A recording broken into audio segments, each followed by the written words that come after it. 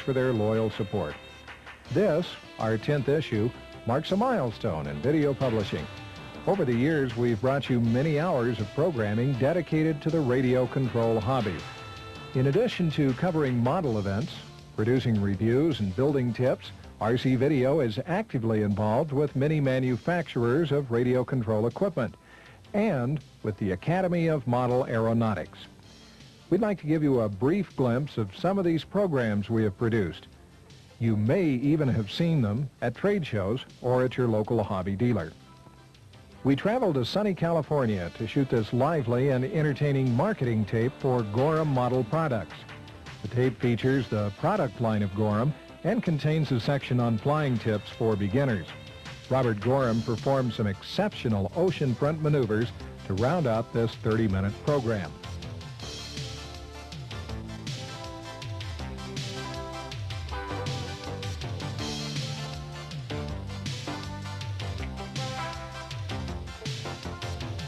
Later on in Volume 10, you will be seeing the following program in its entirety. The AMA Working for You was shot on location at the National Center for Aeromodeling Museum in Reston, Virginia. The AMA makes every effort to provide numerous services to modelers and encourages you to visit the museum in Reston. We're sure you will learn something you didn't know about the AMA in this program. The producers of RC Video magazine are aware of the importance and growing use of video as an educational and instructional tool. Last summer, we worked closely with Midwest Incorporated of Hobart, Indiana, and produced a 20-minute tape featuring their new trainer, the Aerostar. It quickly takes the first-time modeler all the way through the selection, building, and flying of an RC airplane. Of course, we can't cover every detail of building a model airplane in 20 minutes, but the program highlights the easy construction manual Midwest has included. Another manufacturer of model airplane kits we are very proud to have worked with is SIG Manufacturing. The SIG video tour was produced at the manufacturing plant in Montezuma, Iowa. This tape covers virtually all aspects of SIG's numerous operations and includes flying footage of some of SIG's products.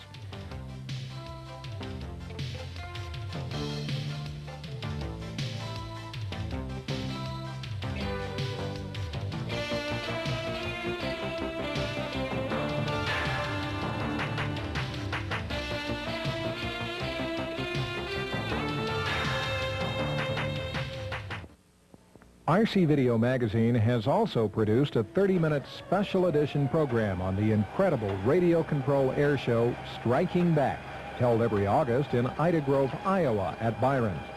We covered the program with a combination of video and film cameras to give you the most exciting World War II reenactment possible. There were even 2 remote control operated cameras right on the set during the reenactment, which provides some spectacular footage in this action-packed show.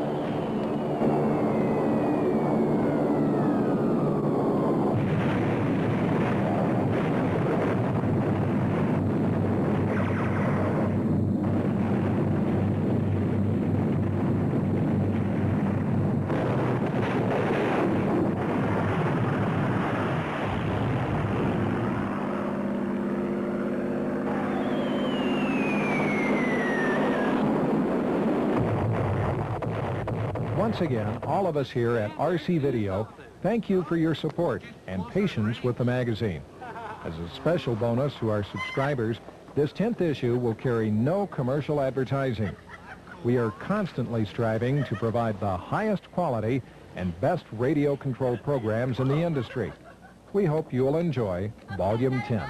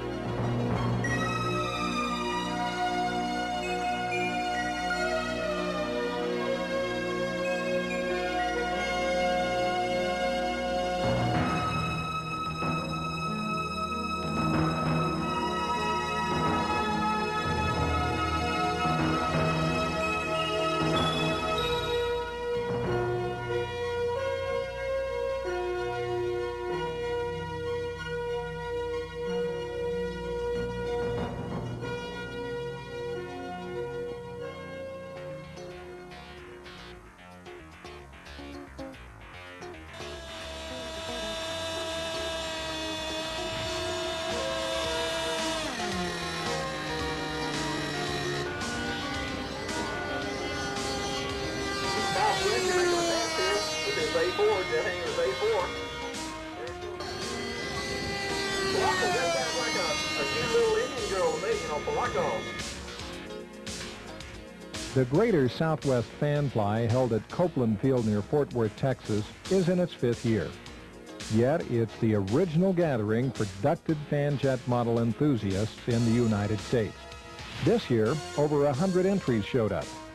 Though thunderstorms kept things from starting early on both days, by late morning the rain cleared and jets filled the airspace over Copeland Field.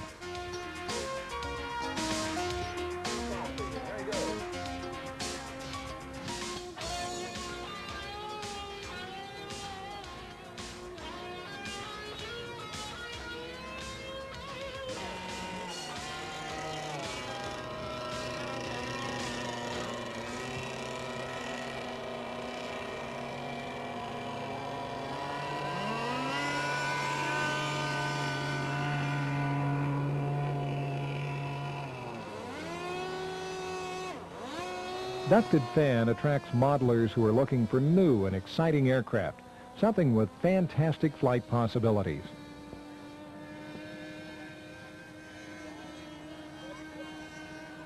These modelers seem to enjoy the technical challenges that are a part of ducted fan aircraft. It brings out the truly experimental aircraft with a wide range of new materials and engineering solutions.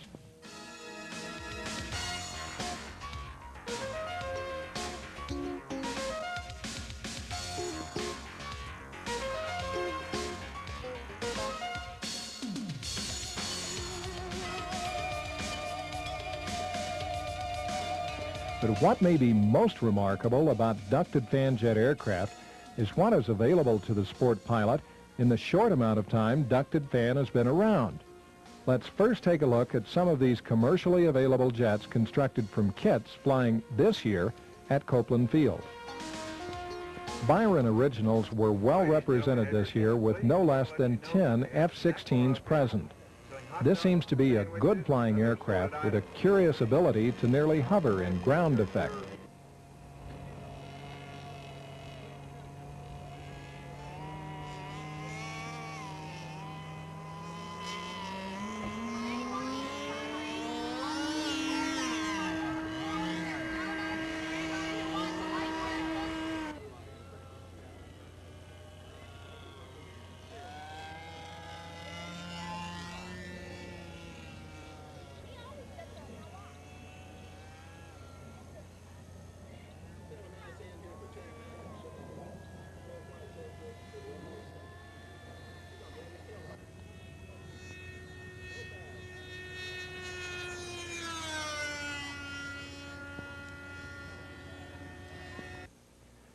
Also from Byron's were several F-86 Sabre jets, 2 A-4 Skyhawks, a MiG,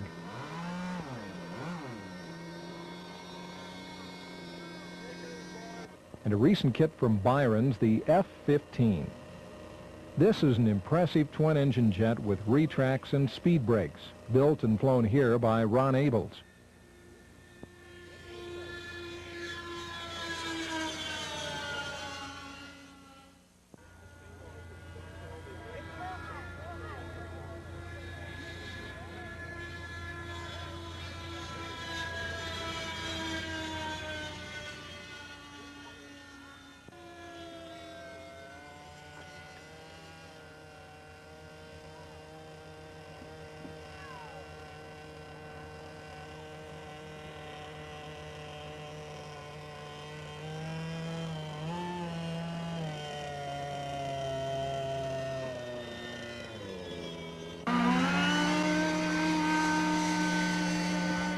This sport jet from Byron's Originals is aimed at those that want to get the maximum performance out of their Byrojet fan unit. It's named the Bullet.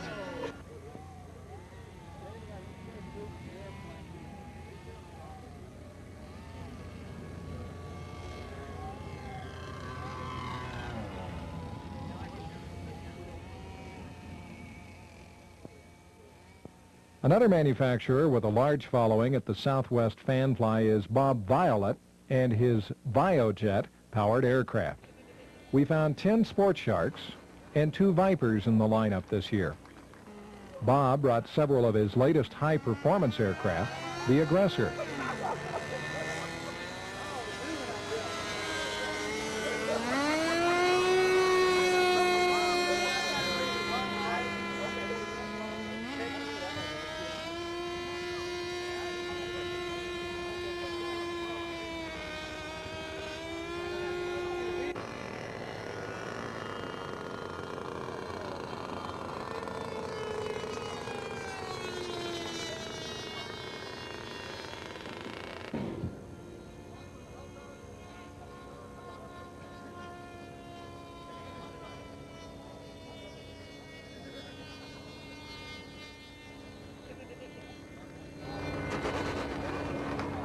We talked with Bob between flights to find out about his latest jet and some of his new developments.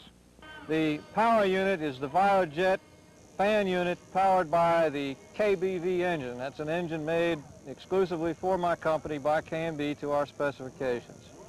So the engine is right here, which is behind the fan. And you can see that the fan shroud kind of expands out of round as it approaches, as the air comes out of the fan and into the engine.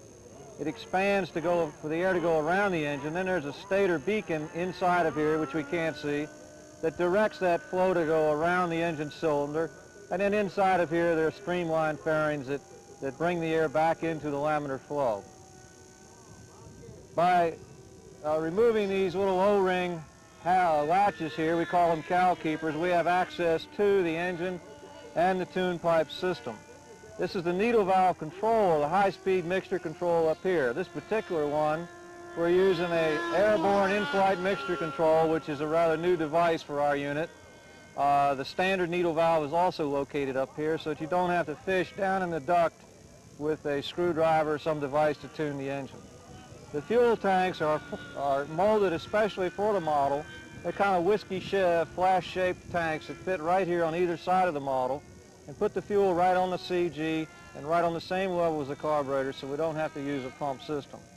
These hoses represent pipe pressure coming out of here, equal length lines into the tank vents, which are closed for a pressure system, then 2 equal length lines up into this T-fitting, a filter, and then into the needle valve system. Now, what's significant about this model, we talked about the carbon fiber in the wing. There's carbon fiber in all of these various hatch latches, carbon fiber in the fan structure, the shroud structure, and in parts of the fuselage. But what's very significant is a brand new device here, which is a carbon fiber pipe. Now, it looks like an ordinary nitro-shaped pipe, but this particular pipe is being developed for the specific purpose of quieting down the jet. The jet, as you all can tell in your audio today, is still objectionable in some areas of the country, and certainly not out here in the middle of Texas, but say in the Northeast or other metropolitan areas, the jet normally is running 108 to 110 or 12 dB. This carbon fiber pipe, which weighs less than the aluminum loud pipe that's in here, brings the dB level down to 98 dB. This pipe is in the test stages. We flew it out here just once today to show the crowd the difference in the noise level, and it'll be available approximately a year.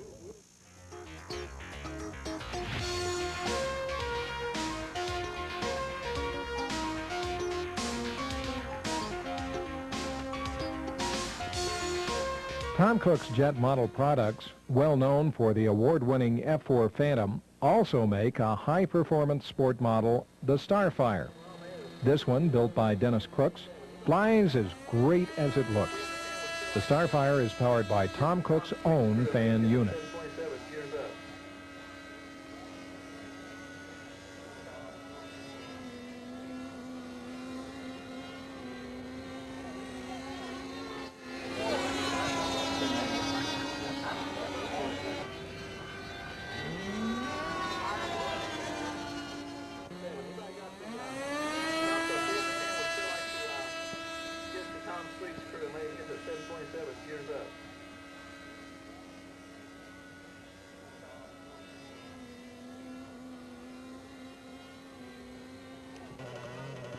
Two P-80s were among the jets this year.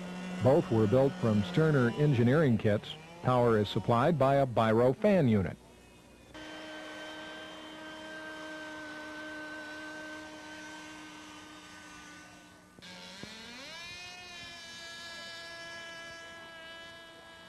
There were quite a few Regal Eagles on the flight line.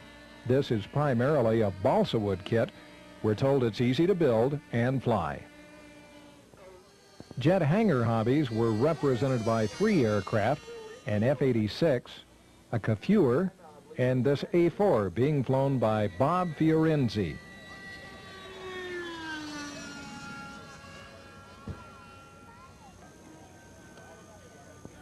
Next, we're going to be looking at the scratch-built and the more experimental aircraft being displayed and flown here at Copeland Field. But before we do, we're going to spend a minute talking with this gentleman who brought a beautiful Kafur built from a Byron's kit. We're standing here with Colonel Bob Thacker, and he's got an Israeli plane, a Kafur, right? Right you are, Mr. Black. Okay, could you tell us a little bit about it? Yes, this is a standard Byron kit. It weighs 12.5 pounds. I've got a OS-77 engine in it with a new Hurricane fan. And we're turning a little bit better than 20,000 with this particular fan installed. The rest of it is a Byron setup. It's actually the prototype airplane has been with the Israeli Air Force now for about 10 years, and it is their frontline Top Gun weapon system. Actually, it started out as, it's built under contract from the French military, and the Israelis put the small canards on the front and made it from a straight Delta airplane to a canard Delta configuration, which gives the airplane a little bit better turning radius and a little bit better top speed, and it increases the maneuverability, plus it reduces the airspeed on landing by about 10 knots. So adding the canards did help the weapon system greatly. I see. You were pretty cool under pressure there a few minutes ago. Could you tell us what happened? Well, you get sort of numb after a while. I was flying the airplane, and I hate to admit this, but the fuel system came off detached from the top of the fuselage, and when the tank hit the tune pipe, I lost my tank pressure and the engine went lean. And I was in a bad situation, and I was actually down behind the trees, so I just hung on, and out the other end of the tree line came the airplane, and I landed. And there was some skill, but mostly luck. Mostly luck.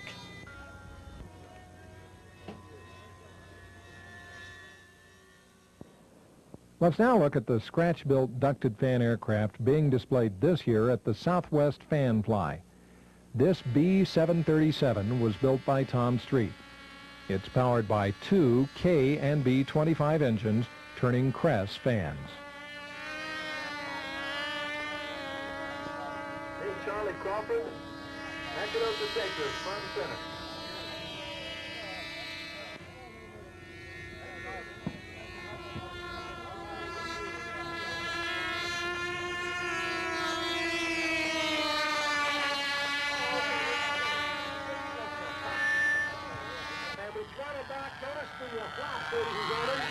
And the smooth touchdown and the nice rollout. Now let's give a hand to Tom Street, please. Tom Sewell, Bobby Ziegler, and Russ Eppright built this 40-size BD-5. The BD-5 is such a good flying airplane, these guys have built a size 20 as well.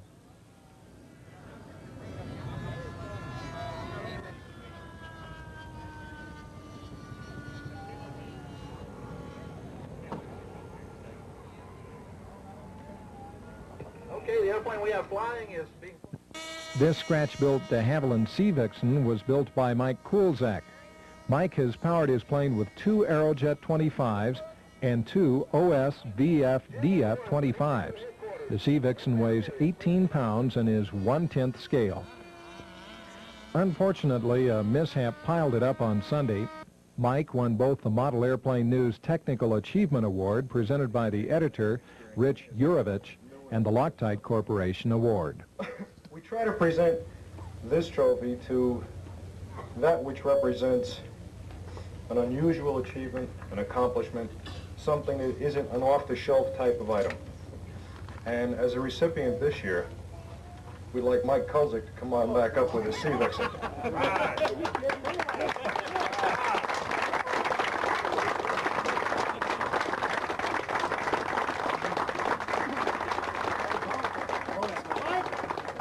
Turn around, Mike. Here's an ambitious project built by Butch Stickles of Fort Worth, Texas. Though it hasn't flown yet, it looks very promising.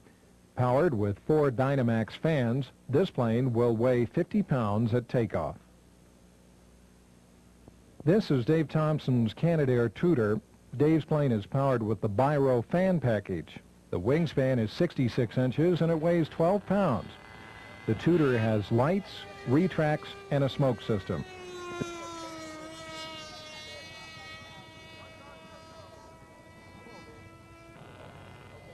An elevator clevis broke during this flight on Sunday, causing the loss of this fine aircraft.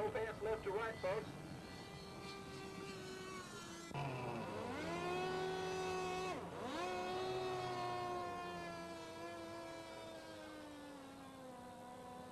This attractive model is Steve Corney's Mirage, powered with the new Hurricane fan.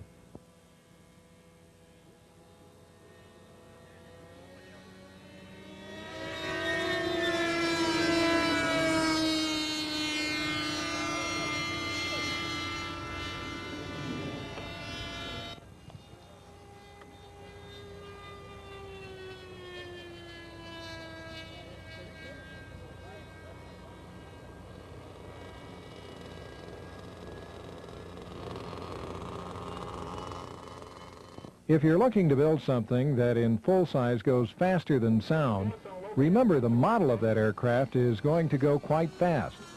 Flying a model at 150 plus miles per hour means a little different flying technique.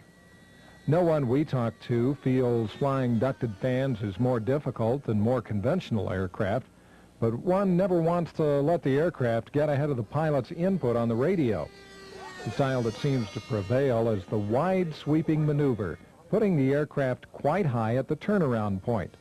Low and fast is a maneuver popular with jet pilots, but a little too low can mean a very broken aircraft.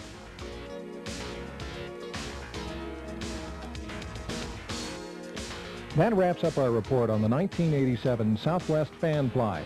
Be watching for future reports on this fast-growing, fast-flying area of radio control modeling.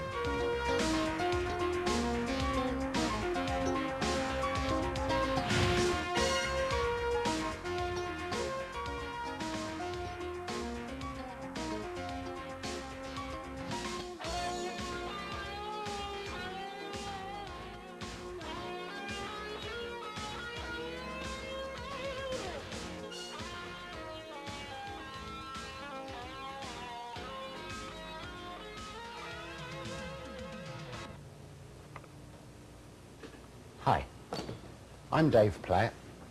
We're here in my workshop in Plantation, Florida this afternoon to take a look at a model in progress. This is a 1/5 scale Macchi 202 fighter airplane from World War II, built by the Italians. The purpose of this model is to attempt to get a place on the team to represent Uncle Sam in the World Championships for radio control scale that will be held in Italy next year. Why a Macchi? Well, first off, the Macchi, of course, is a fighter, and I'm sure you've heard the saying that says there are only 2 types of airplane, fighters and targets. Now, I don't build targets. So among the fighters from World War II, the Macchi strikes as being an extremely beautiful aeroplane. A Macchi was suitable because I built 3 of them before, and I had the design already done and quite a bit of the tooling already made. So I could build a Macchi quicker than anything else. The FAI rules up until recently called for an aeroplane of 13 pounds maximum weight and with only a 60 engine. Now, at the Toledo show, I heard that these rules have been opened up to 15.4 pounds and any engine you want, no displacement limit, which meant that this type of an airplane, a 1/5 scale fighter, could be built for competition on a world level. So, so those combinations, that combination of factors made the choice of a Mackie quite suitable. Now,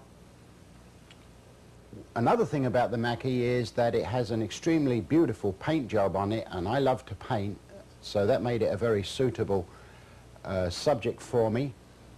Up until this time, in order to get the aeroplane ready to paint, of course, we've had to cover and prepare it, and that went roughly as follows. The model was covered in 6/10 ounce glass fiber cloth, applied with KMB polyester resin, sanded out, another coat of resin, which was then sanded out somewhat more carefully to try to get it as smooth as possible. This was then followed with 2 coats of KMB primer, applied one right after the other, no sanding between. And after this primer was fully cured, about 24 hours later, the whole aeroplane is sanded out and made to be as smooth as possible. Many modelers at this time start in with their color paint. I put one additional stage in here. I give the model a coat of color paint, but I choose the color that will be on the underneath of the aircraft and spray the entire aircraft with one coat of that color. This is, you might say, the first coat of color paint, but more important, it's the last coat of primer. This is the coat of paint that is going to show you what surface you've got on this model. And any little nasties, any wood grain, any dings or scrapes still showing can be taken care of at this time using acrylic auto body putty and resand out and respray the color over the top, so that by the time you're done, you're looking at the model with a finish on it as it will appear when the model is totally completed. You can't depend upon the last coat to do anything for you, because all it's doing is applying color. So you're looking at the model as good as it will ever be at this point, and you must make sure that it's correct. That's why I put this first coat of color paint on. Well, as I said, now we're ready at this time to put on our rivets and our panel joints and generally take care of the three-dimensional surface detail that the aircraft will need. Hatches and so forth are all put on at this time. And with those things done, we're ready to start painting this airplane and making it look pretty, and that's the stage that you might want to take a close-up look at some of the things that we do.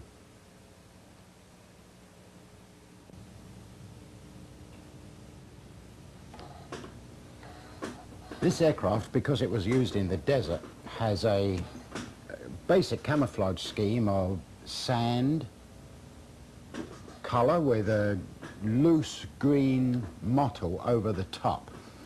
And on this particular aircraft that I've chosen, there are numerous little badges.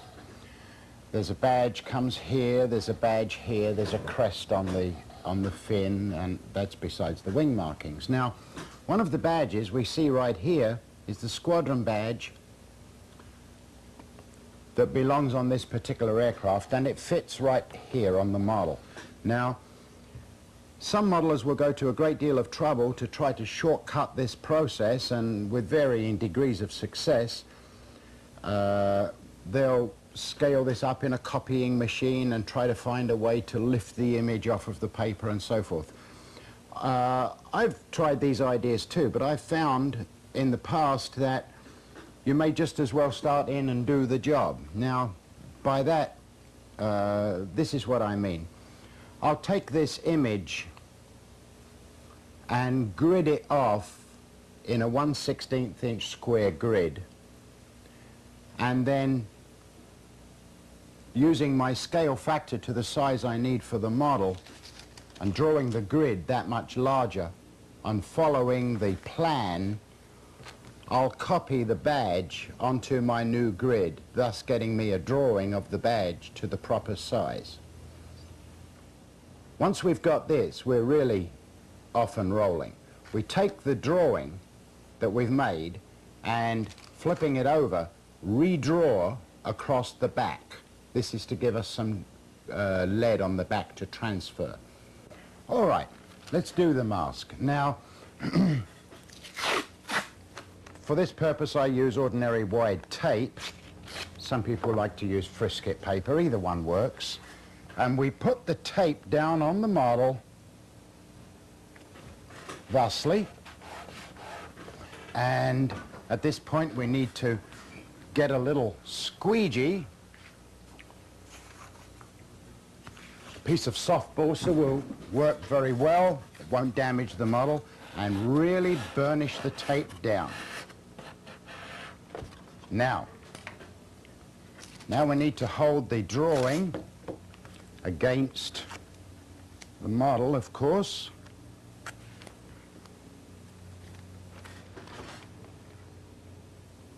Tracing paper is nice for this because you can see exactly your centerline marks that you've made and so forth.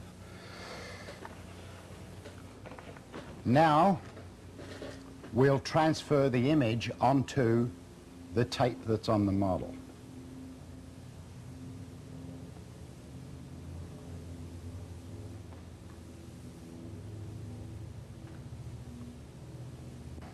With this drawn, when we lift the tape, the drawing of course, now we are looking at that drawing reproduced on this tape.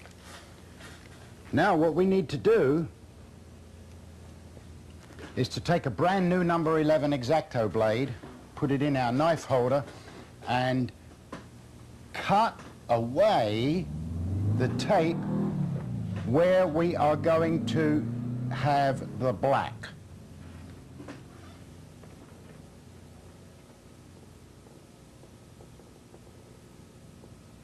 One thing that you will want to know is, how do you make sure that you don't go slicing through the model as well? Well, it's actually easier than it looks. If you imagined putting a foam pad down on a glass table and cutting through the foam with a knife, you'd know when you were up against that table, wouldn't you? So this is much the same. You're cutting through a very soft material with a very hard surface underneath it. Now that we've cut the frisket, of course we've got to lift out the tape where the drawing is. Just lift the corner carefully and pick the pieces out.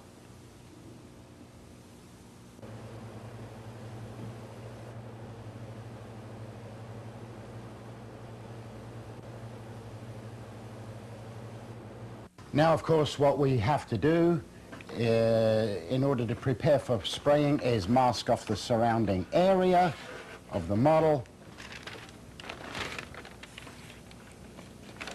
and get ready to paint the badge. Now, the color that we need for this badge is black. However, I never use a color right out of the can. In the case of black, I would put some white into it and some red into it in order to kill the denseness and the prettiness of the pure color black, the way it comes out of the can. So really what it is almost a dark purple.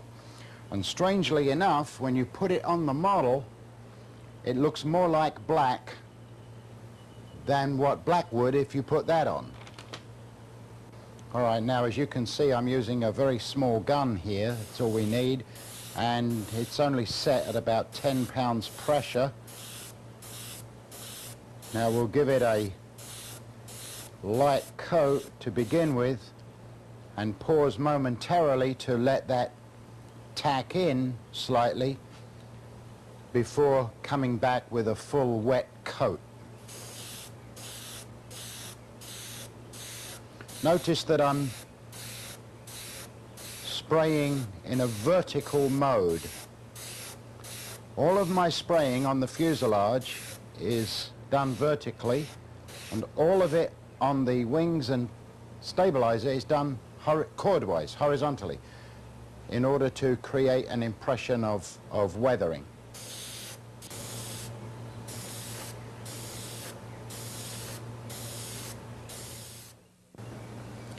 Now, of course, we come to the best part that this whole thing has been about, and we take a look at what we've got on our model.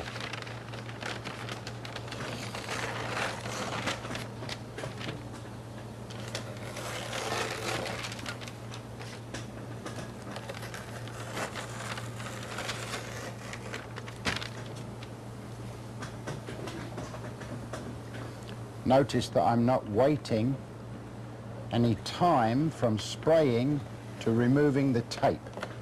The quicker you can get the tape off, the better it'll be.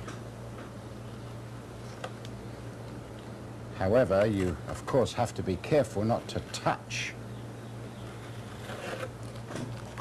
your wet paint. Now,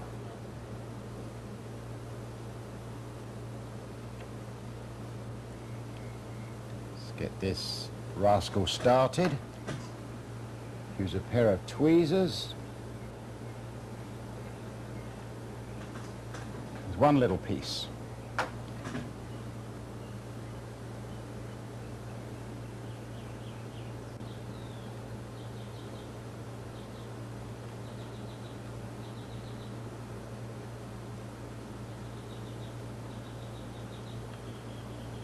Well, we just only got to come back and get those two forelegs.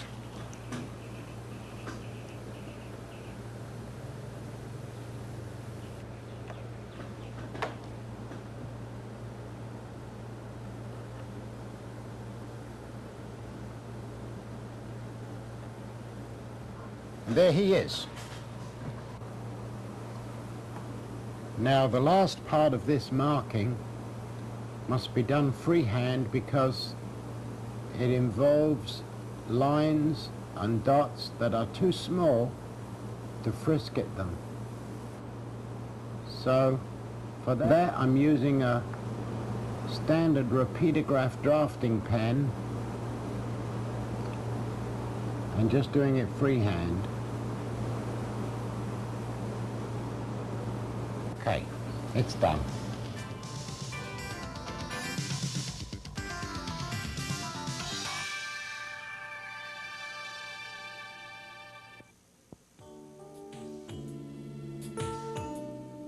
Byron Originals has been designing and building large radio-controlled aircraft for several years.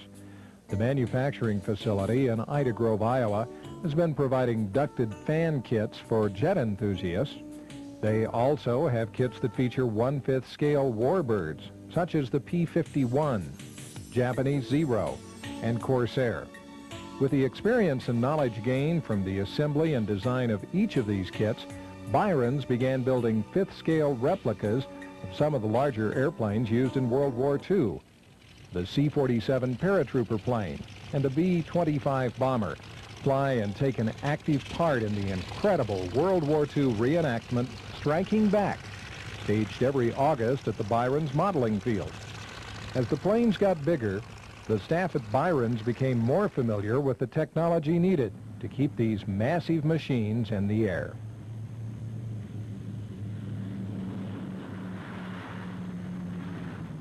As an added attraction to the reenactment, Byron Godberson, a few years ago, felt it would be an exciting and challenging undertaking to design a 5th scale working and flying model of the B-29 Super Fortress. By using exploded views and drawings of aircraft with rounded nose and streamlined tail, the Byron staff shaped a styrofoam plug of the fuselage as a basis for a mold. The fuselage was then molded in the same manner as Byron's kits. The sheeted foam wings measure 13 feet in length, giving the B-29 an overall wingspan of 28 feet. The wings have conduit openings incorporated in the foam to allow for the massive wiring harness and pneumatic air lines needed to operate the control surfaces. The molded fiberglass fuselage measures 20 feet in length. The designers of the airplane estimated at the time the final weight of the model would be around 300 pounds. The fuselage provides room for wiring harnesses, servos, landing gear, retracted, and enough space to carry 4 separate pressurized air systems. The air pressure systems make possible the opening and closing of the bomb bay doors, hydraulic brakes, and the use of the retracts. The air systems are activated through the use of 3 separate radio systems. One of the radio systems is used for the primary flight controls. A second radio system operates the brakes and bomb bay doors. The third radio system is responsible for operating the starting mechanisms and chokes for the engines. The B-29 is equipped with 4 Quadra 100s, turning a 38-inch diameter 4-bladed prop system. All 16 of the props are carved by hand. The B-29 has a redundant radio frequency system designed by Custom Electronics in California. There is 1 primary transmitter and a backup. The plane has 12 separate power supplies providing power for approximately 28 different servos. When you add it all up, this B-29 Super Fortress comes in at a record 405 pounds. So far, the double exposure, as it has been named, has made 8 successful flights, each time it flies making model aviation history.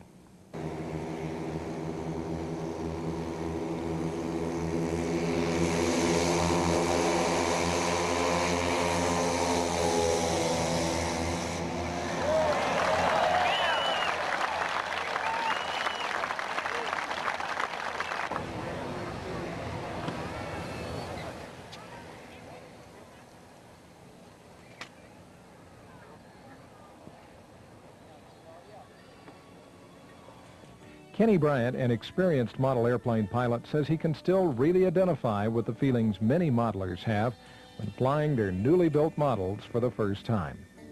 He says there comes a time when you just have to put all of the thoughts about how much money and time went into an airplane out of your mind and just go out there and fly it, doing the best that you can.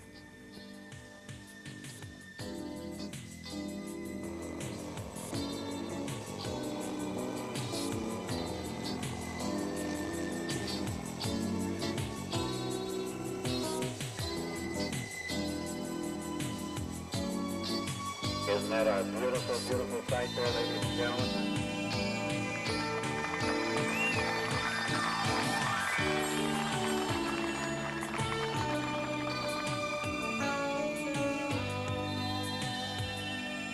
Down comes the main, down comes the nose wheel.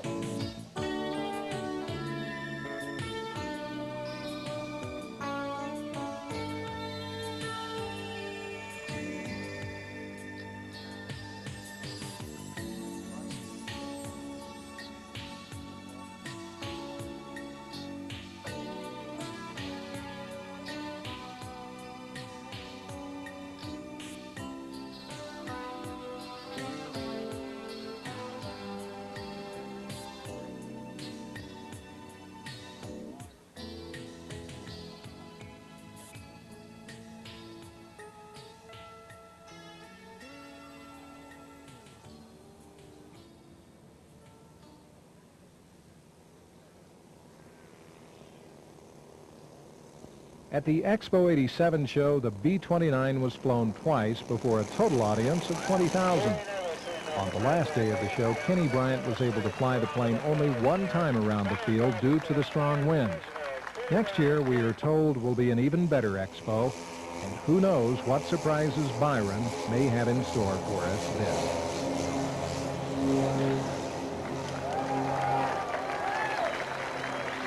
Come on, let's hold a round of applause.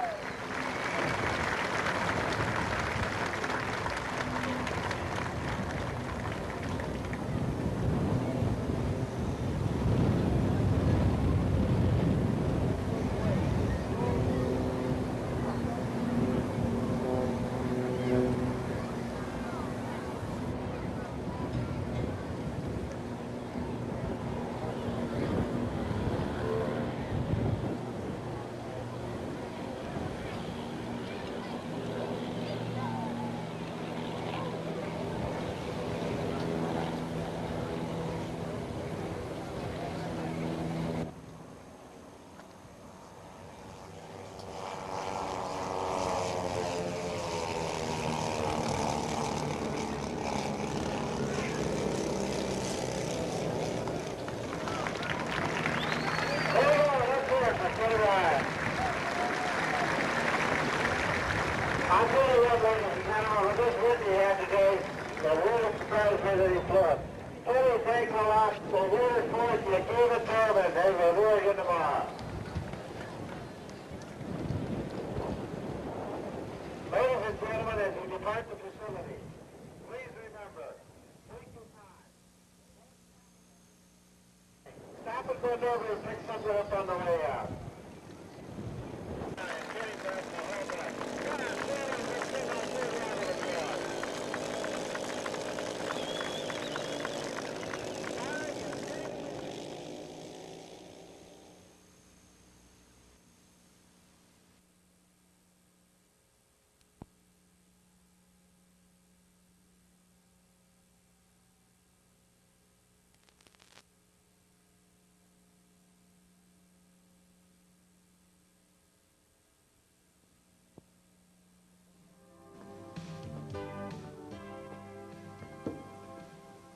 The program you're about to see concerns the people at the National Center for Aeromodeling, AMA headquarters. Hello, I'm Jeff Stiles, Director of Public Relations for AMA. AMA has grown very large in the last few years, more than 120,000 members last year, and we're still growing. Since that growth, it perhaps seems difficult for people to get in touch with AMA staff or with AMA elected officers. The purpose of this film is to introduce you to the people at AMA headquarters, the functions they serve, the jobs that they perform, and to show you that they too have a strong interest in model aviation. So I'd like to invite you to sit back, watch this program, and get better acquainted with the staff in Reston. Morning, AMA. Could I tell her who's calling? Just a minute, please.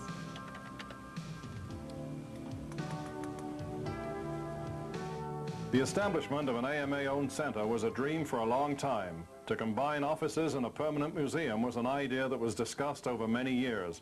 One of the key people in these discussions and plans was John Worth, Executive Director of AMA for more than 20 years.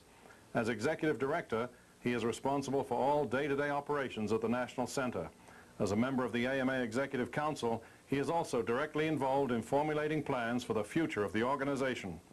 And right here is my favorite spot where I like to stand at this rail and look at some of the famous names that are involved in model aviation and what they built, what's been donated to this museum so that people now and in the future can see what model aviation is all about and where we came from. It's a great place to work, I can tell you that. Surrounded by all this history and looking back over the more than 50 years that the Academy has been in existence. I think it might be interesting to give you some idea what this place is all about. Hi, I'm Hurst Bowers. I'm the curator of the AMA Museum and Library. Our museum officially began in 1983 when we moved into the new building. John Worth asked me if I'd come in on a part-time basis and a consultant basis to act as curator. We've grown considerably since that time, particularly with the acquisition of the Barrera collection of models. When Russ died, his wife made this collection available to the AMA. In addition to that, we have Maynard Hill's altitude record holder. We have an awful lot of Walt Goods equipment, both air models and radio equipment.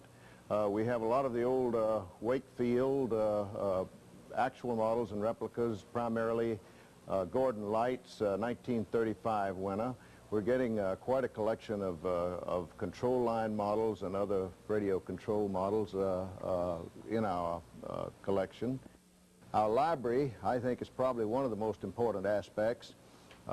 We're rapidly growing. We have probably somewhere in the neighborhood of about 12,000 publications, plans and what have you now, and we're able to do quite a respectable job in research for scale builders and for people who would like material information on a lot of the old plans and designs and data.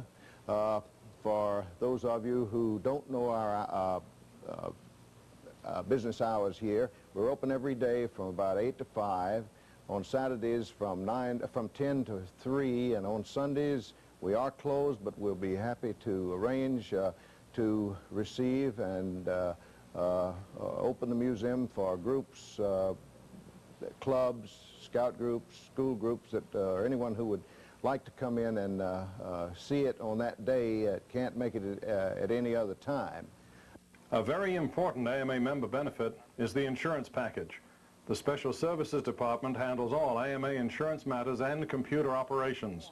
Carl Maroney, a 15-year employee at AMA, heads up this group.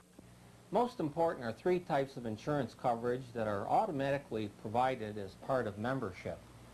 These three insurance coverages are liability, accident medical, and fire, vandalism, and theft. In fact, we even log and track claims. We track claims from the initial contact that you make to us all the way through until such time that final settlement is made with the claimant. Frequently, many of you members we've talked with. You'll call us or perhaps even write. And we try to answer your questions based upon our many years of experience, as well as taking in consideration the terms and conditions of the insurance policy. We've had a unique opportunity, too, in developing some new products. We've been involved in supporting the membership department with the new express mail concept, and more importantly, even with the new application form that has the tear-off temporary receipt that so many of you have been very pleased with. In order to help you better understand our data processing operation of the department, please let's listen in to our two computer specialists now. Hello, my name is Michael McKenzie. And I'm Bill Reed. Mike and I are responsible for maintaining the two mini-computers that AMA has. We keep both the mini-computers here in this small computer room. The temperature, humidity, and power are all automatically controlled. Why don't we introduce them to the computers? Okay. This computer over here is the new Prime, which maintains the membership information for the 120,000 AMA members.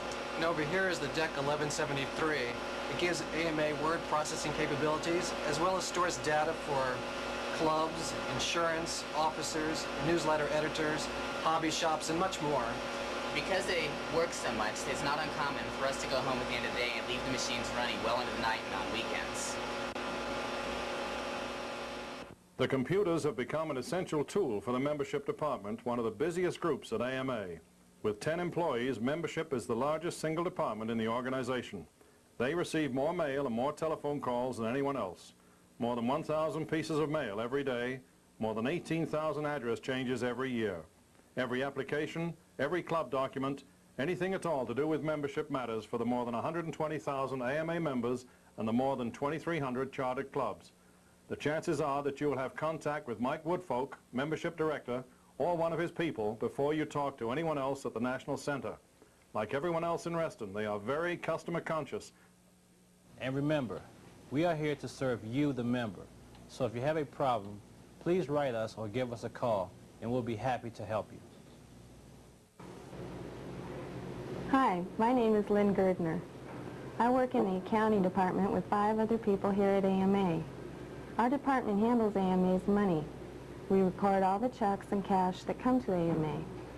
Membership money is received and recorded by our office, and then we transfer the information to the membership department for processing. We also spend money for AMA. All expenditures are approved by the executive director or department heads. We do financial planning by means of putting together our annual budget. We invest available funds in bank CDs and money market accounts, but never in speculative funds. We take care of FAI team funds in our trust, and we record all the revenues and expenses involved with the Nationals. AMA now has a self-insurance program. The claims are handled by our insurance company, but we record and monitor all the financial data. We also keep track of the revenue we receive from advertisers in Model Aviation magazine. Our own computer system helps us account for AMA's finances. The message I want to leave with you is that all AMA's funds are handled responsibly in accordance with AMA bylaws.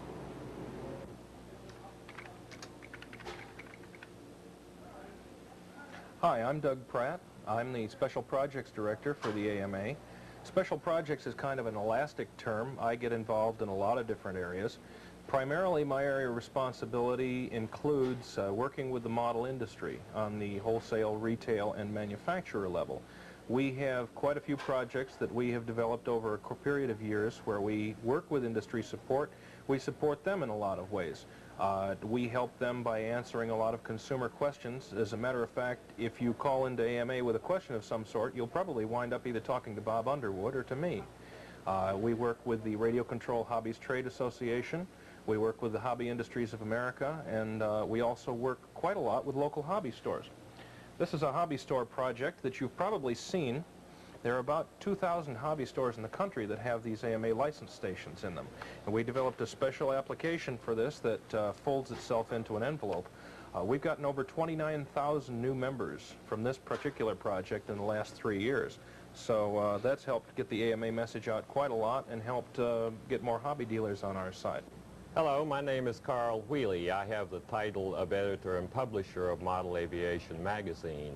In the department that I head up, including myself, we have 6 very good folks who work together jointly each month to put out the magazine. Some folks remark that this is a very small staff for this size magazine, and while I admit that's true, I think we all just work at it very hard, so we hope that we put out a product each month that the members like to receive and enjoy reading.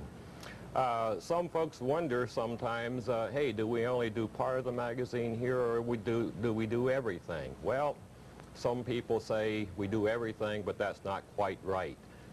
We do all the editing, preparatory work, most of the typesetting, all the page makeups for the printer, but we do not print the magazine itself. That's printed in Wisconsin. One thing that might interest a lot of viewers here is the fact that we take in articles from AMA members from all over the country.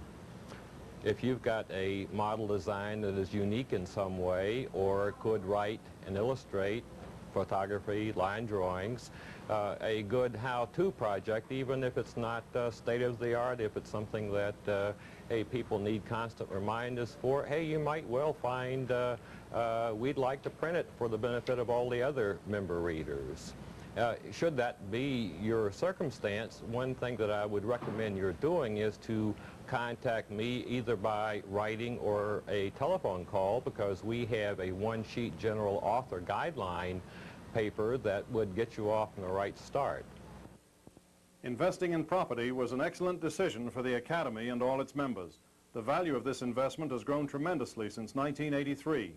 However, owning property means additional responsibility for AMA staff, and someone had to shoulder the day-to-day chores of building maintenance and repair. Bob Vaslavic is that person. Hello, my name is Bob Vaslavic. My title is Administrative Services Director. As such, I head a team of 5 people who provide services to the other department. The object is to provide support that better enables them to give the members services. Some of the examples might be, we handle over 3 million pieces of mail each year. This is your card going out, your application coming in. Over 1 million pieces of printing are produced in-house to serve you, as well as providing you with the supply and service orders which you place, the film rentals with your club uses for special events nights, as well as videotape sales. In addition to these, we handle over 75 to 100 telephone calls each day, making every effort to route them as quickly as we can so that you don't have to wait too long on the phone. We also handle all of the incoming and outgoing packages. We oversee the purchasing in an effort to see to it that when products are purchased, you get the best deal for your dollar. We are here to serve the other departments so that they can serve you to the best of their ability. Hi, my name is Vince Mankowski. I'm the NATS General Manager. The NATS is the largest model airplane contest of its kind in the world today. AMA's long-range plan, its #1 priority is the promotion and protection of model flying. And the NATS is the largest promotion for model aviation in the world. When we leave here to go to a national site, not only do I go, but 7 other individuals from this office join me there. 7 administrative people And in there are 2 people who do nothing but crank out a newsletter each day and 2 people who are strictly involved in the promotional, the PR aspects of the Nats. Those people on site contact newspapers both locally and nationally. They contact radio and TV stations. They do a tremendous effort bombarding that entire region with promotional activity and information about model flying. We have received as a benefit of this letters from governors, state senators, city mayors, military commanders, the President of the United States endorsing model flying in the United States. We involve chambers of commerce and parks and recreation departments, and it makes it a lot easier for the modeler who begins to talk about keeping or getting a flying site to talk to these people once this activity has happened. The direct result back to the modeler, beyond the promotion aspects, beyond the activity that happens locally, what do we get back out of this thing that's tangible? The Nats is a tremendous technology leap forward. It's fitting we're in the museum. If you have a chance to come here, most of these airplanes chase their heritage back to a nationals. The work in new composites, new engines, new radio development, new supplies, the new kits that come on the market, all these things are brought forth by the competition on that site. That's a significant contribution to modeling. What I suggest you do is become a part of it. It's the largest event of its kind. It's your event. Visit the Nationals, see and experience it. If you at all possibly can, make that trip to Modeling Mecca. If it's possible at all, work in Nationals. What you can appreciate from modeling from the other side of the score sheet will really help you. And of course, if you have that opportunity, make a memory and fly in the Nationals. If you want to get involved, just drop us a note. We'll make sure that you get information for next year's National Model Airplane Championships.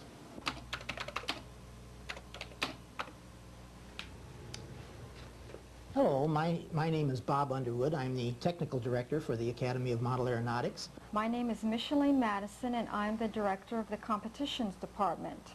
I have 2 people who support me in this tremendous workload, Debbie Brown and Penny Hudson.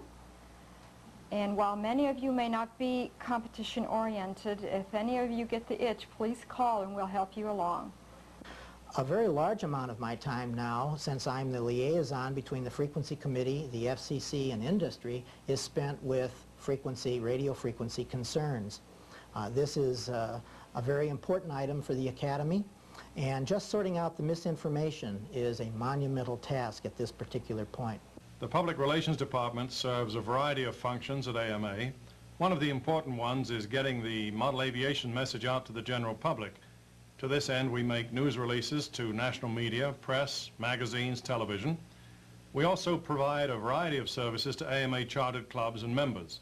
I'd like to introduce Jeff Troy to tell you about some of those services. Some of the things that the Public Relations Department gets involved in are the Adopt a School program, the AMA Air Show Team program, and the Mall Show program. These are all very useful in bringing model airplaning into the light of the general public.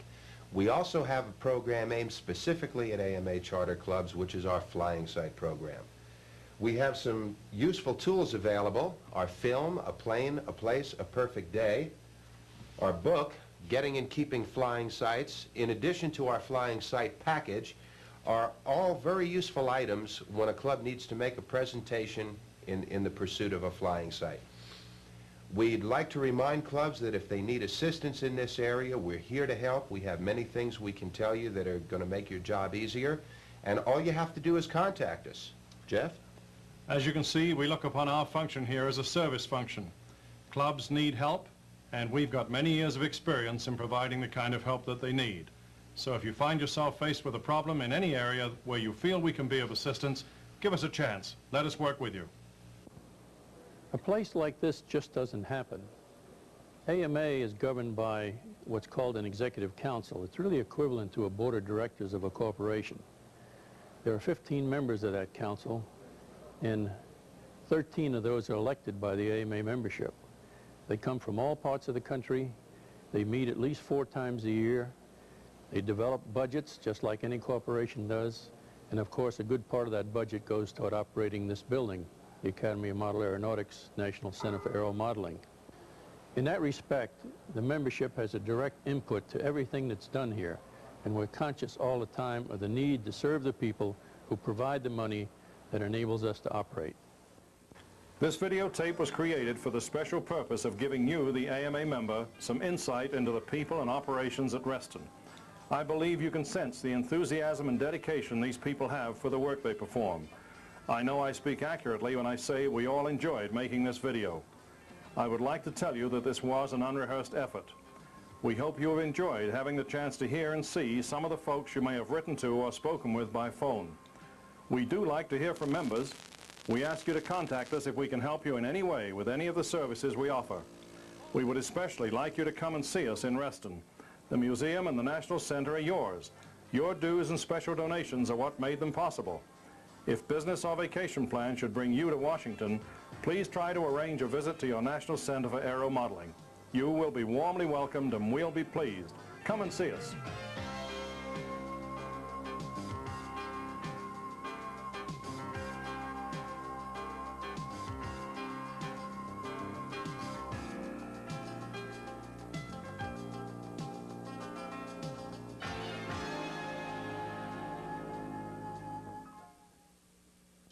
The 1987 Scale Masters Championships, held in Las Vegas, Nevada, are sponsored by Pacer Technology and hosted by Las Vegas Radio Control Club. Founded by Harris Lee, the Scale Masters program originated in 1980. The first competition was held at Fountain Valley, California. Normally, the competition takes place in the southern United States to take advantage of good fall weather. And where could you find better weather than Las Vegas, Nevada? Sometimes the dice roll against you in Las Vegas. Rain, a very rare weather condition, did manage to dampen things on Saturday. People and planes became increasingly wet as the day went on, but spirits remained high, and when given the option to shut down because of inclement weather, the pilots responded with, "Let's keep flying." Some of the best rounds were put in during the worst weather. This Waco YMF-5 was built by Jack Buckley from Marlborough, Massachusetts, and that's in OS-90 four-stroke pulling it along. The scale aircraft is judged on the perfection with which the model simulates the physical and the flight performance of the full-size aircraft it represents. There are two parts to the judging: static and flight. There are 5 mandatory and 5 optional maneuvers with 10 possible points for each maneuver. Optional maneuvers may include 2 mechanical functions. The 2 highest scoring rounds are averaged and added to the static score for a total point accumulation. This unique aircraft was created by Neil Snodgrass of Churchville, Maryland. It's a mid-wing special which was derived from a PA-18 Piper Cub. It has a 78-inch wingspan and is powered by a Tartan twin.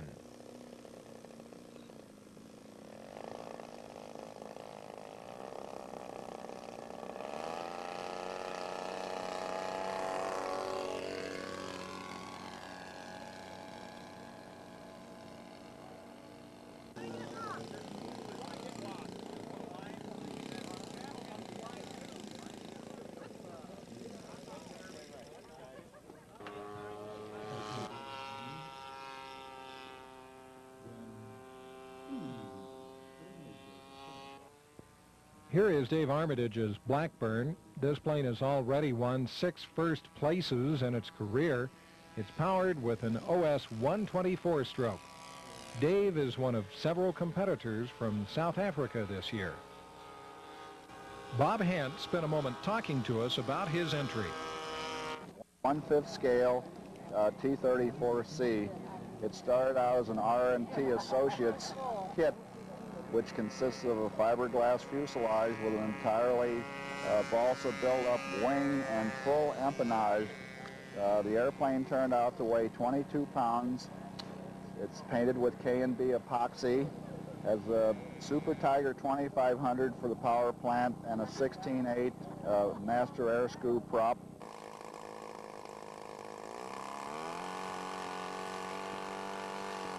This wet airplane is Chuck Fuller's scratch-built Ryan PT-22, 24 pounds and a wingspan of 104 inches. It's powered by a Zenowa 3.7 It has flaps and smoke. Chuck is from Salinas, California.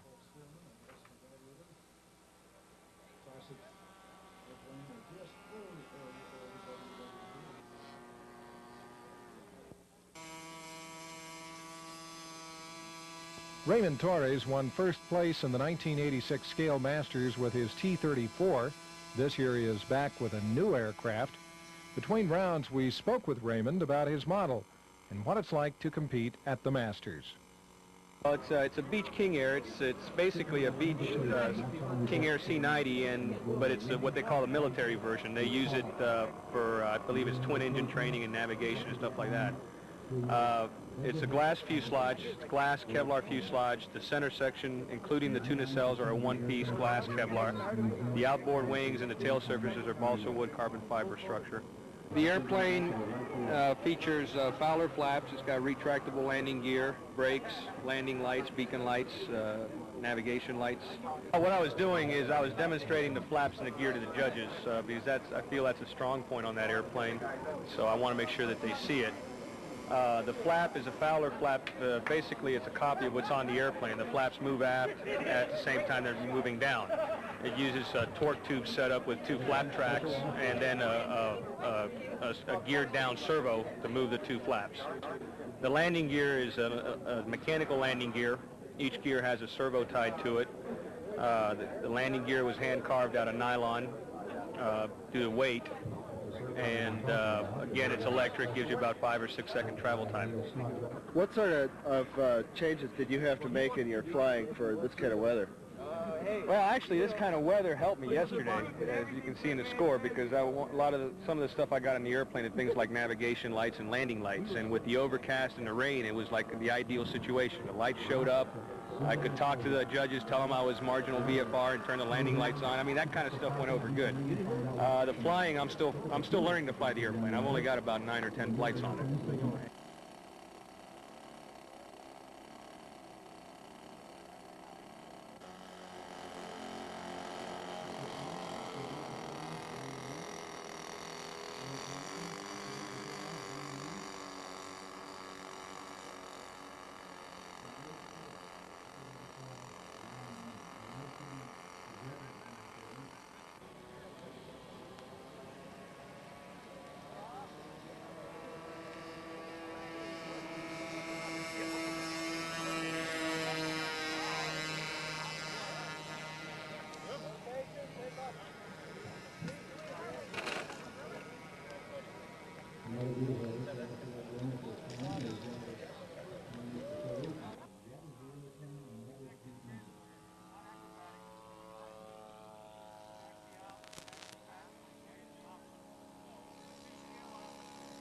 This lovely tiger moth is the entry of Digby Crank, who's come from Bloemfontein, South Africa. His moth was built from a pilot kit and is powered with an Inya 124-stroke.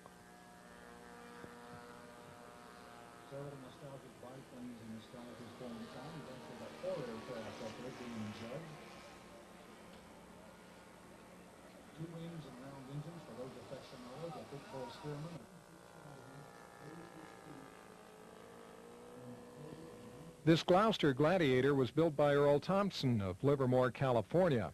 This scratch-built project weighs in at 17 pounds and seems very nicely powered by the Inya 240 V-twin, and the plane features functioning flaps.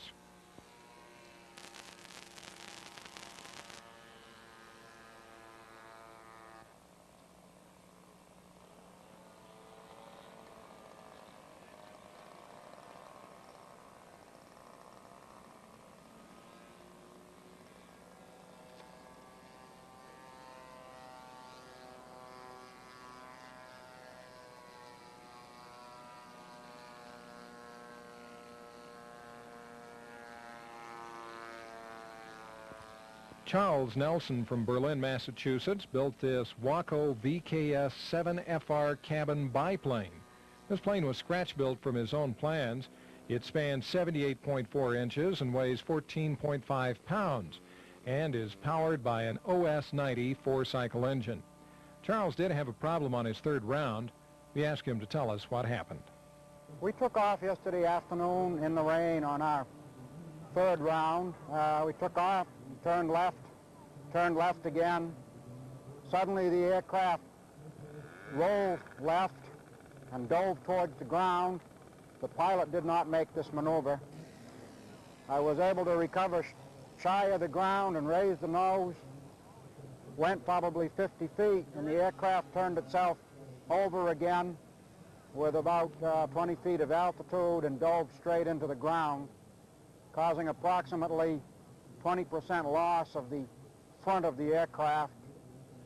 A setback when you're in this caliber, of this level of competition, you have so much time involved in the aircraft. I do anyway, and I'm so familiar with it that it's almost like the death of a member of the family. I have to admit that when we get the wreck cleaned up and in the car, I broke down and cried. I'm not afraid to admit it, and I'm very hurt. However, to the newcomer, I will say this: anyone can be beaten. Put your nose to the grindstone, steer a straight course, build well, document well, practice, practice, practice.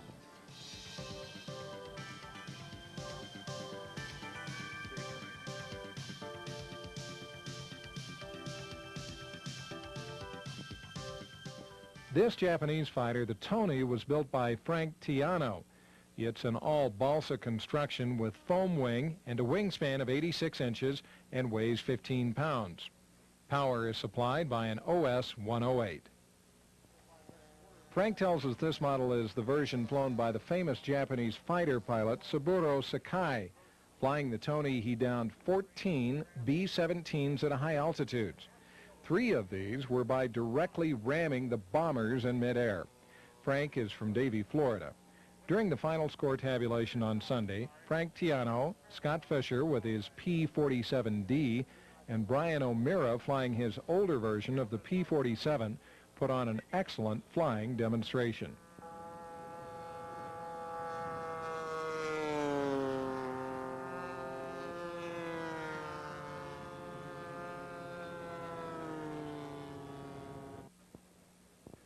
Jeff Troy from Reston, Virginia says he likes his aircraft old and weird. This is his entry Valerio X-12. This plane spans 102 inches and weighs 13 pounds. It's powered with an Inya 124-stroke.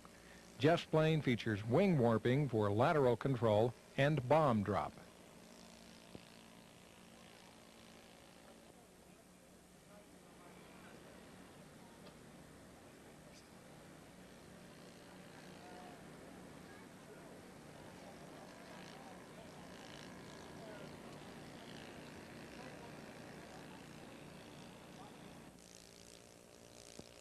A Curtiss Jenny JN4D is Dick Hansen's entry.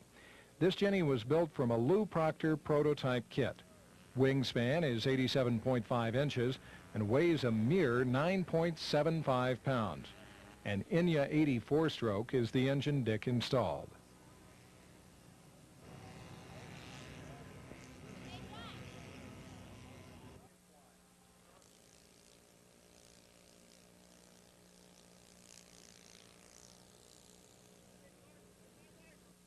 This giant 1/3 scale Cub was built by Glenn Roberts from East London, South Africa. This Cub spans 12 feet and is 5 years old. It's powered with a 4-cylinder 2-stroke Super Tartan. Glenn told us that civilian planes do better in competition than military aircraft. There are few military aircraft in South Africa from which to get documentation.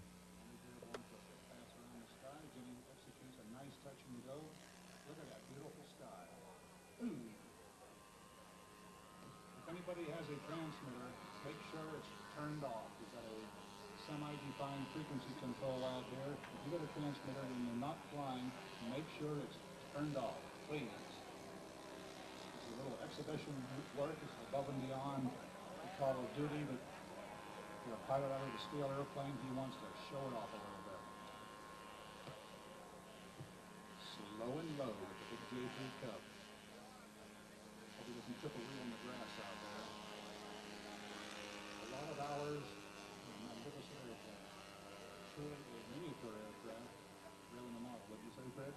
I would say, amen, you know, even on the throttle quadrant, you got a worn throttle quadrant on there. There goes that Jenny again doing neat things. A side slip working with the ped, how about that? Hard right rudder, hard left aileron, a touch of elevator. Straightens it out at the last moment. And he wheels it right on, right down there in front. That's it, let's hear it, ladies. Very fine, Mr. Roberts. Back again this year is Bob Fiorenza from Brooklyn, New York, with his fantastic twin-engine F4, built from a Tom Cook kit, powered by two Rossi 65s. Bob's plane weighs in at 20 pounds and spans 58 inches.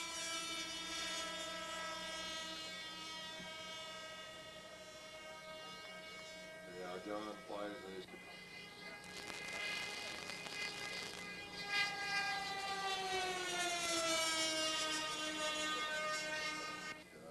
Again, a top competitor, like all the rest of our gentlemen out here. All right, a pull up. And a very nice full. Maxie Hester, who's been in modeling since dinosaurs roamed the Earth, built this spacewalker. This aircraft is the prototype of a new SIG kit.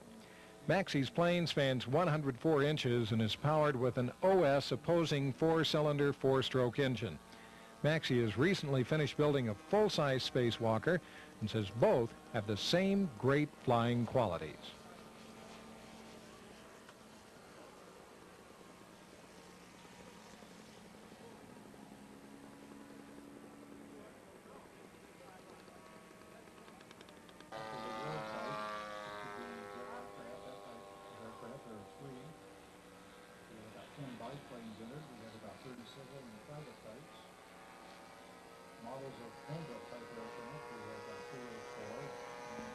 Another regular competitor and three-time winner of the Scale Masters is Kent Walters and his Douglas Dauntless SBD-3. Kent built his Dauntless from Bob Holman plans with a wingspan of 69 inches. It weighs 15 pounds. Kent's plane features flaps, dive brakes, and bomb drop.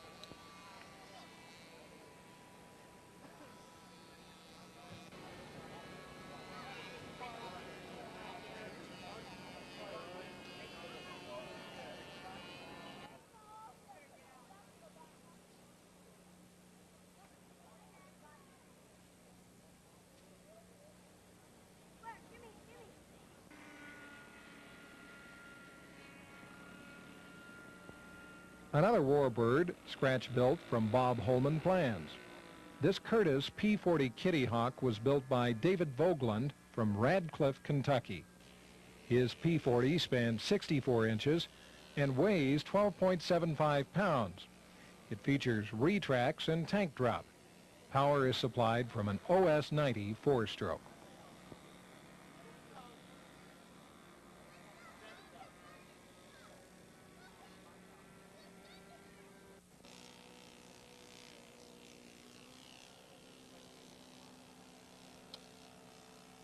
Sunday afternoon, under clearing skies, the final rounds of flying were completed. The score sheets were turned in for tabulation while several pilots put on flying demonstrations. Pilots and spectators waited for the results and wondered who would be the 1987 champion of scale.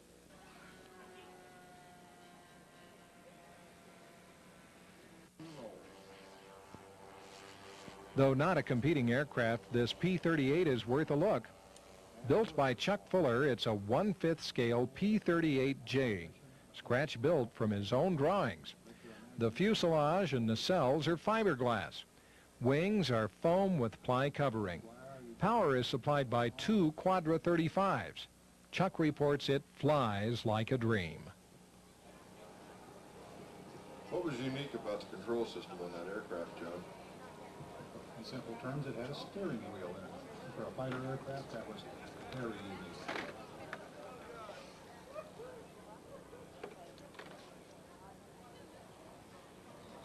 As you mentioned, it's a big, heavy bird. That's coming in for a flyby. You may be experiencing a little landing gear difficulty. Publications have something here, so we'll be happy to turn it in.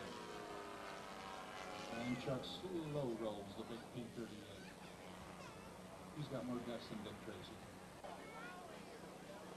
Looks like power's coming back. I think Chuck's coming in for a landing with the big 38.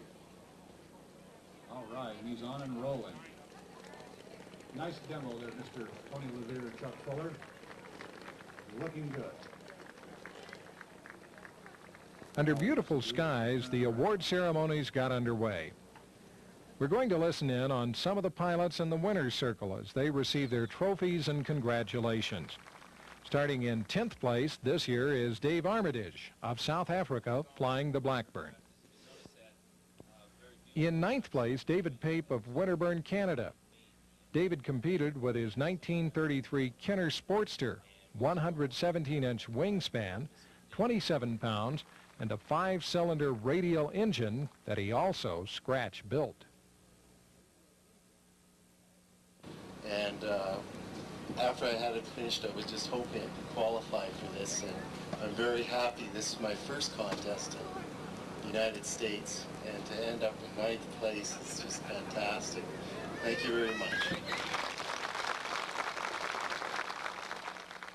In 8th place is Chuck Fuller, flying the Ryan PT-22.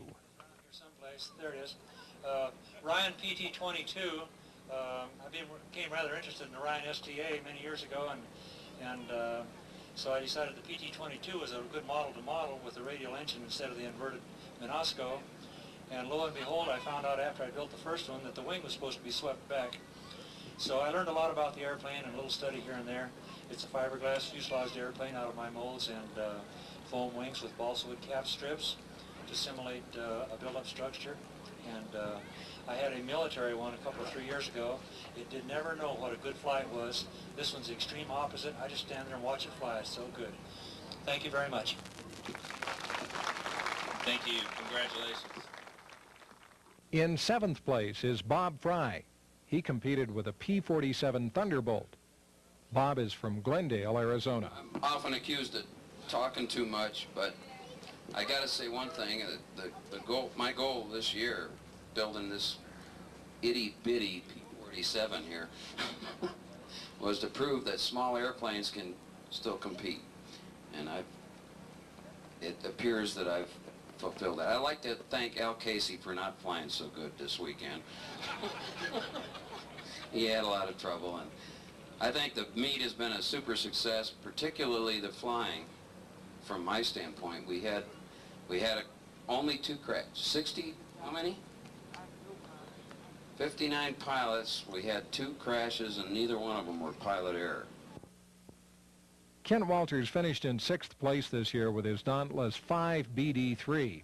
Kent is from Scottsdale, Arizona.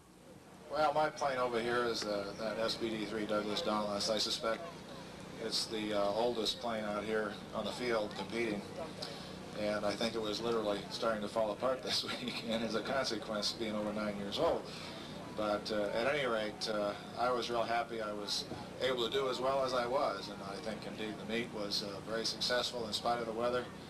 And indeed, I think it was a thrill for all of us to compete under such conditions and do so relatively successful. It's the first time I've flown in the ring, so and I suspect it's been the same for some of the rest of us. But it all went very well, and again, thank you very much.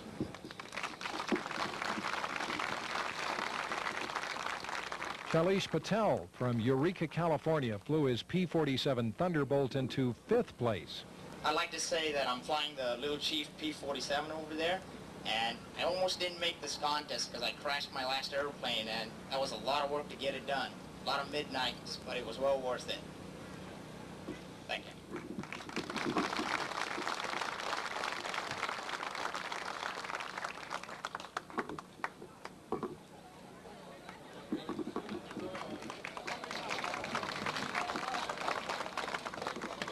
Bob Hanf, flying an RT Associates Beechcraft T-34, took 4th place this year.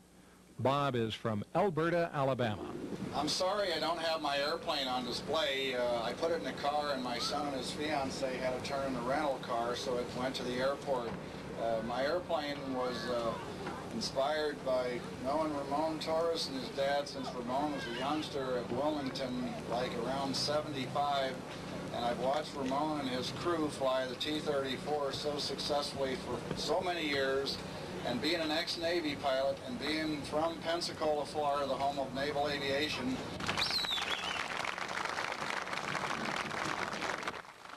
Landing in third place this year is Bob Fiorenza from Brooklyn, New York. Bob flies the Phantom F4. Thank you. The model I brought here was the F4 Phantom, and I just want to say that the level of competition here is tremendous. The work is tremendous, and I'm just glad to be here and place in the top 10. Thank you.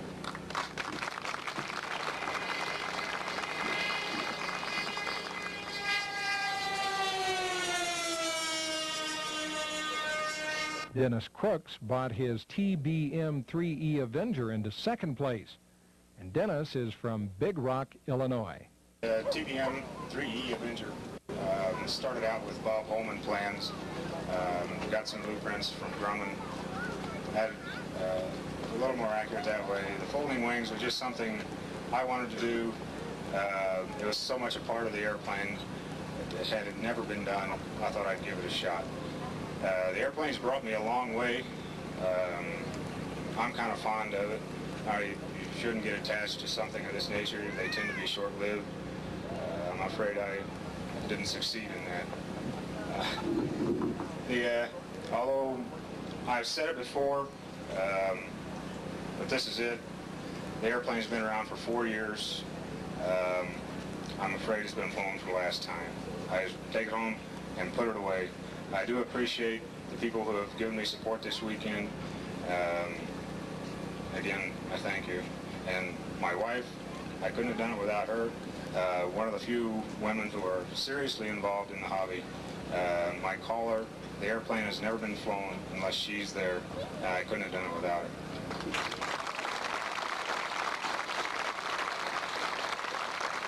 We're going to let Craig Haff, contest director, introduce the 1987 Scale Masters winner.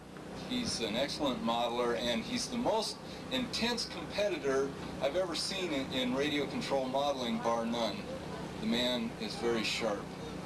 Not only is he a function of his own, but he also brings with him a team, because he works with his father, who helps him out tremendously.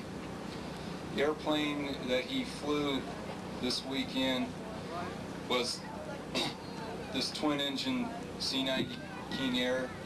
Yesterday we had nearly complete instrument rating weather.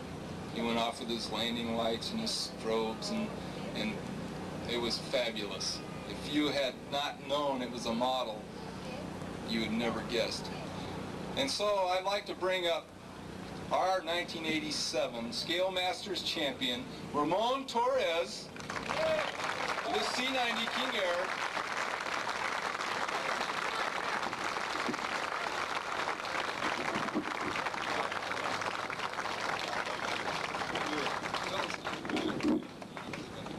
Scale Masters, I plan my year around this contest. This contest is growing more and more each year, and I look forward to next year. I want to thank all of you, especially Harris Lee, for this contest. It's a fantastic contest. Thank you.